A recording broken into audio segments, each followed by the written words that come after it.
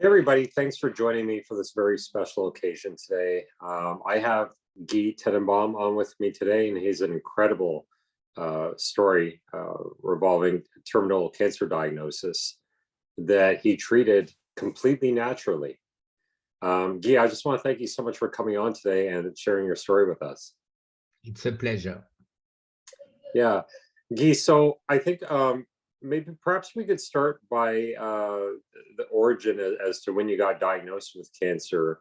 And can you tell us a little bit about your story revolving your cancer diagnosis? Yes, in 2018, I went to see my doctor, and I told, you said it's nothing since 2015, but it's not true. I feel bad. I have pain in my heart. And I asked for a PSA. My PSA was 57. So he sent me right away to the hospital. They did a biopsy. After the biopsy, I have 87. And my oncologist told me, sorry, enjoy the rest of your life. You're almost dead. You have maximum 3 months to live. So it was a big shock, you can imagine. And I went to see a friend in France, in Strasbourg. I saw another oncologist, and he told me exactly the same things. He was nicer because he told me, don't worry, when it will be too painful, we have some treatment like this. You can leave the world sin too much pain. So it was not,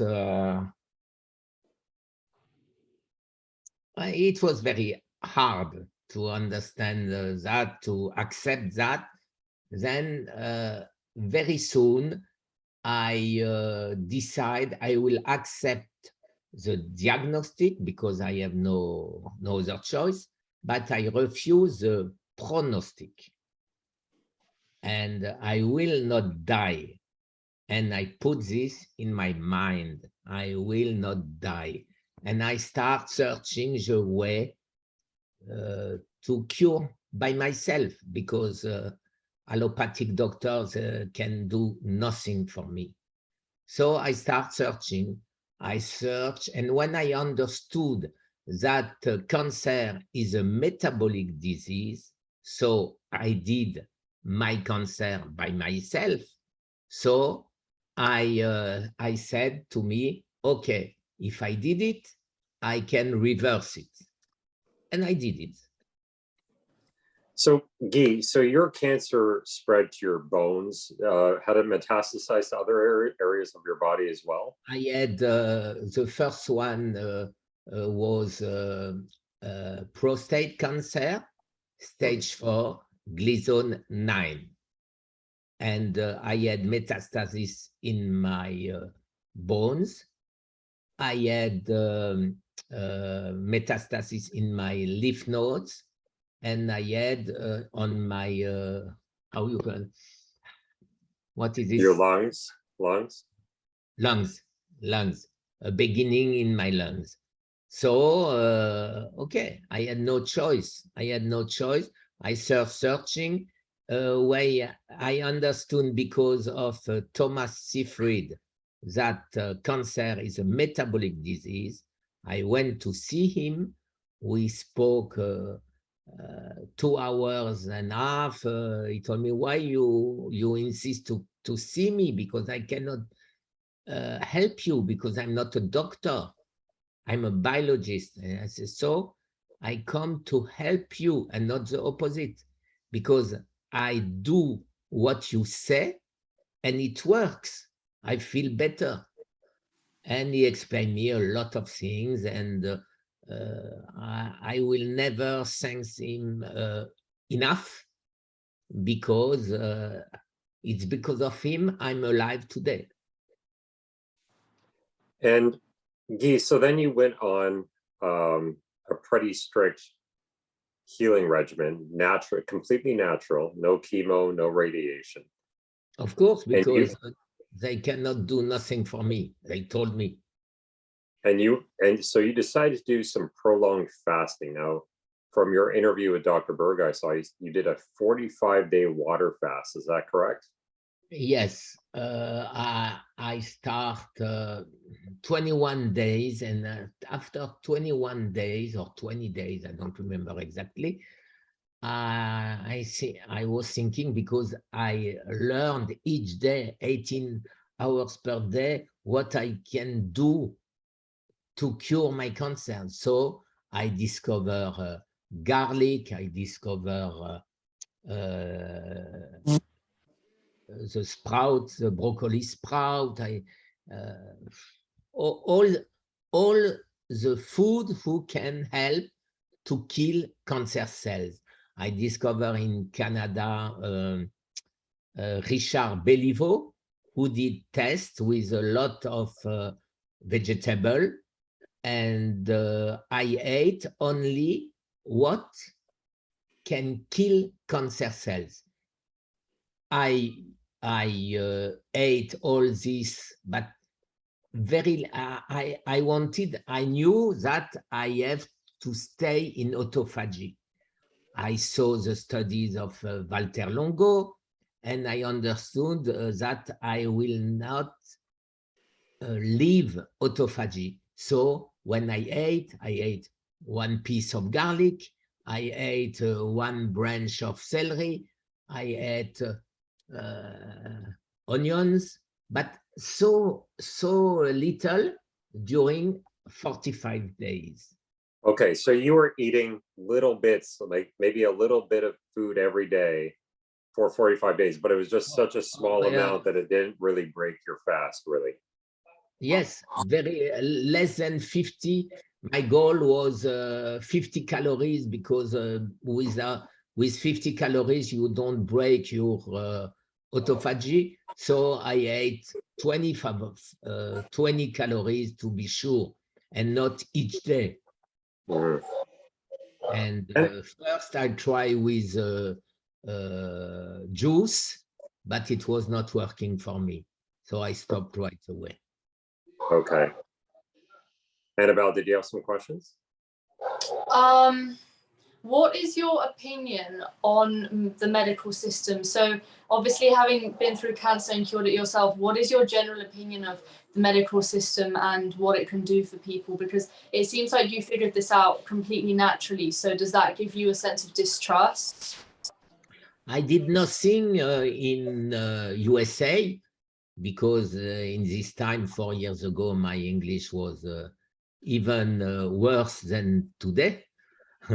But in France, I fight with the government, with the Ministry of Health, with the INCA. It's INCA is Institute National for Cancer, and I fight with them, saying we discover the way to cure cancer, and the answer was always, you are charlatan, stupid things. Okay, I say, okay. So Oshumi Nobel Prize 2016 is a charlatan, and Thomas Seyfried is a charlatan. Maurice Israel is a charlatan. All big professors all over the world for the French government are charlatans. So one day, okay, I will repeat. Okay, if you succeed to save the 200,000 people who die each year, who will pay the retirement? So nothing else. And they told me also, please follow the advice of your oncologist. Then I told them, okay, so I had to die in 3 months. Of course, they didn't answer because my oncologist told me I will be dead in 3 months and I have to follow. So Yeah, when they examined your cancer after that, and they like, did they do some tests to see if your tumor had shrunk, or like what was their response like when they saw that? I did. I gave all my to everybody. All my results are below my each video I do or I did, because I have almost 2,000 videos today. And I asked Eric Berg, you know him probably, to study my result. And he did a video on my result. He explained what happened to me, what I did, okay. And it's the second interview I had, or the third one I had with him. And my goal is to save people. And we discover with all the team, I succeed to have a lot of doctors, professors, very high-end people who knows what we have to do. And we discover what we have to do. We did a publication, a scientific publication, and now I have a lot of projects, perhaps very soon, a samurai cancer clinic in Costa Rica, in British Island. It's fantastic. Finally, perhaps we can save. I say, my wife told me, because it takes all my time, and my wife told me, you will not save the world. And I say, yes, I will try, because 9,800,000 people are dying each year from cancer. So I would like to save them. Then I would like to save the world. What do you think is the answer to curing cancer, Guy? What is it in metabolic therapy? Can you explain that to us? What is the answer? I say always, cancer is not a difficult disease to understand. When you understand that it's a metabolic disease and you study what you have to reverse, why you get the cancer, what you have to do to correct the wrong thing you did, you are done. You are done. You know, it's Albert Einstein who said the same effect, the same things made the same cause made the same results. So when people ask me, okay, you will eat because you are healed, now you will eat like before? I say, of course not, because I ate Coca-Cola, McDonald's, never vegetable, never legumes. It was for I said, it was for the cow. Bread, ice cream, and all this. But now it's finished. Sometimes one little spoon of ice cream, but that's it. When you understand, you can save your life. I don't understand why in hospital, for example, when you go, you are a cancer, they give you cake, Coca-Cola, fruit in juice, in a can. They poison you. I wrote that to the French government, and they were, you are not the right to do that. It's we can go to court. We can put you in court for that. And I say, okay, put me in court. Like this, I will have an audience an audience, we say like this in English. I will have people who can hear what I will say. And they never did it, of course. But that's the whole point. The hospitals aren't there to try and save you. They're there to finish you off. They're there to get you into the graveyard and give you a quick death and sell you medications and make a lot of money essentially from you being sick. I mean, in America, chemo costs hundreds of thousands of dollars for people to do. So it's a business. It's the best business in the world. Why would they want to save people? And my question following on from that is, have you had any negativity or any lashback from what you've been doing with trying to save so many people? I'm not sure I understood everything you said. I understand very well my English when I speak, but not everything when you speak. So have you had any negativity of people coming back to you and I guess criticizing yes, you? I had plenty, and I have plenty of people saying I'm a charlatan in the beginning, 2 years ago. But now, when big people like Thomas Seyfried, Eric Berg, Maurice Israel, and other people you don't know in the USA, made the foreword of my 5 books. Then how somebody can say I'm a charlatan when professor like this made my foreword? So, yeah. Okay, it's finished. Nobody is saying no more that I'm a charlatan. And I publish on survivefromcancer.com, I publish my recipe, my protocols. And plenty of people use it. I say always, don't do what I did without the consent of your doctor. Because I don't want to be, I'm not a doctor, I cannot say, I say always, it was working for me, but I cannot know if it will work for you.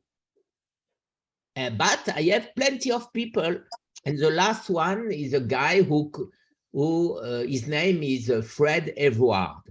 I sent him to Eric Berg. He made a testimonial, and he had already 1,300,000 views. And this guy did almost exactly what I did. I discovered a book from Kelly Turner. She's a doctor, and she wrote a book, The 9 Keys of Remission.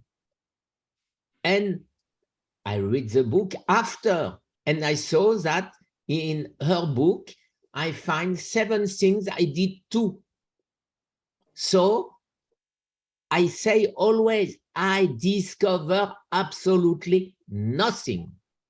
I find it on the PubMed publication, Nature publication, NCBI publication. And why oncologists don't do the same?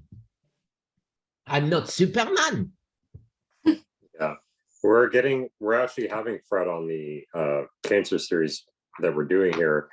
I want to get back about the fast because I'm just very fascinated by this. So you did 45 days of water fast. Do you think that was with a little bit of food, but do you think that was the key to your reversing your cancer?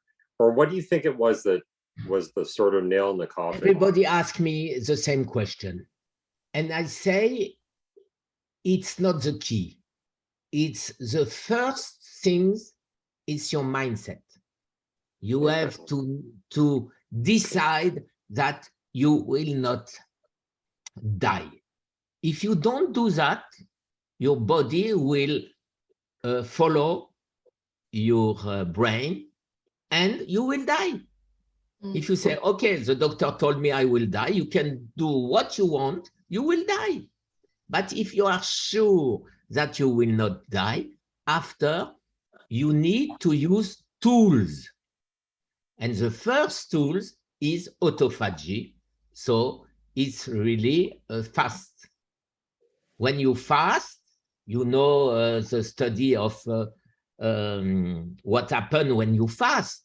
Your body kill the cancer cells, all your bad cells, and replace it with new stem cell, and your body decide where you have to send the new stem cells. So it's the beginning, but after, when you do that, you can have trouble. You can have trouble because you cannot stay a very long time without eating. So you start a sort of keto diet.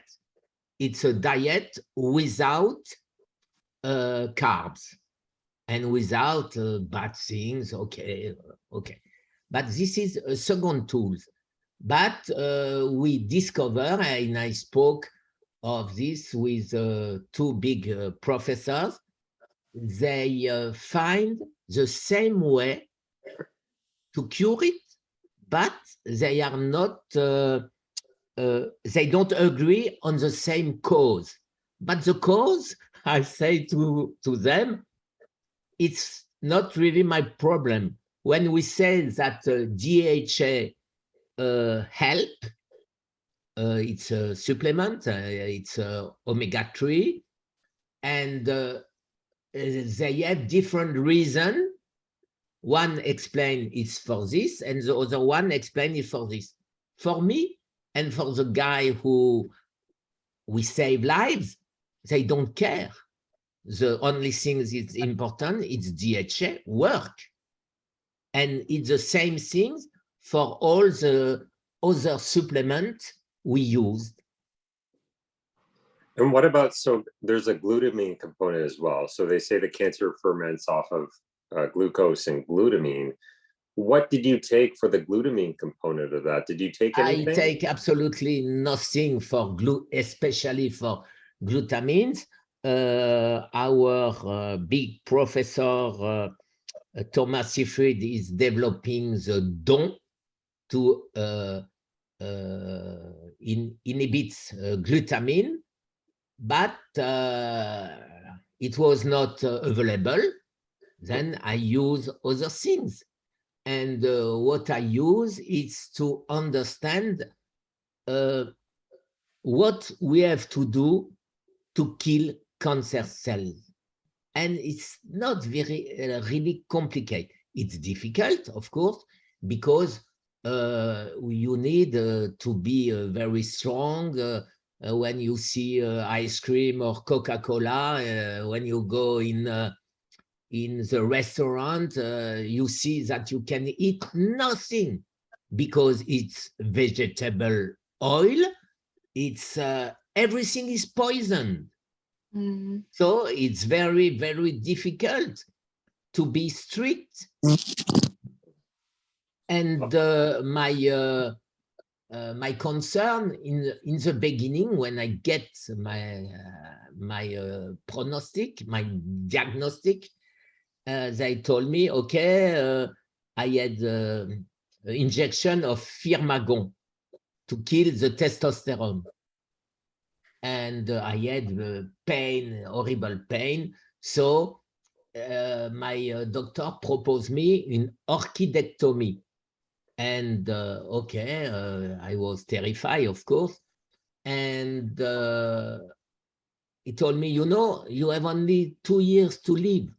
So it's better to finish your life without pain. So I accepted. And after I discovered, but too late, that it's a mistake. Testosterone was never the start of prostate cancer. It's the bad estrogen and not the testosterone. And the proof it's because the young people with a lot of testosterone doesn't have prostate cancer. Only the old one have cancer prostate. After he tried to give me the Zytiga. It's a Johnson medication. They told me, okay, with this, you can survive 2 years. It was in the same time. Huh? And that's why. And my oncologist gave me that. And he, okay, take it. Okay, I took it. 1 month and a half, something like this. And I read on the Janssen website that it's a palliative medicine who cannot cure. And more than that, you can get a stroke on 30% of the time. Sorry for my English. Huh? But when I saw that, I stopped right away. And then I went to see my oncologist after the 3 months. I asked him, and now, how long I will live? He told me, perhaps 6 months. And he, okay, fantastic. And 6 months after, I came to see him, and I told him, and now? And he, you see, Zytiga works fine. You can stay alive 2 years and 3 months. No, 23 months total. So I told him, but you know, I don't take it. I said, oh, you don't take it? Okay. 2 years after, I went to see him, and now I'm still alive and I feel in perfect shape. My last scanner saw that I have no more cancer. And what you say today? And he told how long I will live. He told me, only God knows it. So Guy, so after your 45-day fast, how did you eat after that? Was it OMAD? Was it 1 meal a day? Or what did you do? I wanted, you know, everybody knows that it's a phrase they use always, the cancer find always a way. Okay, so I was thinking that if the cancer find always a way, I have to stop and to block always. Then it's like you are in a place when you have a lot of street in front of you, you put a big truck on all street, 50 street, and like this, the cancer cannot pass. So I did it. I did this, and with nutrients, with all the discovery I didn't do, but the discovery I rediscovered on publication, and I saw that cancer find always a way. So I understood that never give a cancer a routine, because I saw people who are very strict, and in the end of the week, they did, okay, one day, one night, I will enjoy, I will drink beer, I will eat pasta, and they die. So when I understood that, I never gave my cancer a routine. One day, I fast during 3 days. After, I eat twice a day during 1 day, or 2 days, 3 days. After, I fast again 15 days. And after I did OMAD, I never, if my cancer can read my brain, I told to me, okay, each time, each day when I wake up, I don't know if I will eat or not. So my cancer cannot know either. And I did this during 2 years. And 2 years after, I had no more trace of cancer, and even my metastasis, my bones, repaired. Today, I have no more the, how you say that? The bones, the scare in my bones. Wow. Wow, incredible. No, no. When people say it's incredible, I say everybody can do it. You have only to think about, to understand, and you follow, not a routine, you follow, you don't give the cancer needs, but you give to your body what your body needs. What about for very skinny people like me and athletic people like Annabelle that don't have a lot of weight to lose? This is fantastic. I think it's fantastic because when you fast, even if you are fat, you will lose your fat. If you don't have fat, your body will rétablir, make your metabolic working better, and you will not die because you fast. Okay. I Yeah. see that hundreds of times. And what I say, because people are scared, of course, because I say, okay, I have 60 kilos, and now I lost 10 kilos, and I'm scared. Okay, eat nuts, eat avocados, eat sardine with olive oil, eat a lot of things who you make you fatter. And it works. Yeah. But don't stop for me. I say always it's what I will do for me. And if you want to do it, ask your doctor if he agree with that. I saw the oncologist almost never accept that, but the doctor, the family doctor, almost accept each time because they know that the people will die with chemotherapy and so on. Yeah. Right. Annabelle, did you have some follow-up questions? No, I don't have any follow-up questions for that. Okay. So Guy, so obviously you have discovered something amazing, right? I mean, not that you did the research so much, but you followed the research and you discovered something amazing for yourself. Do you find it very frustrating then when you see so many people suffering with cancer and they're turning to their doctors for chemotherapy and radiation and other toxic therapies? Do you find it frustrating that a lot of people don't want to listen to what you have to say and they don't want to do the things that you tell them, stuff that is well researched and stuff that their doctors may advise them against? I heard Freddie Vard say, trust the science, but don't listen to your doctors.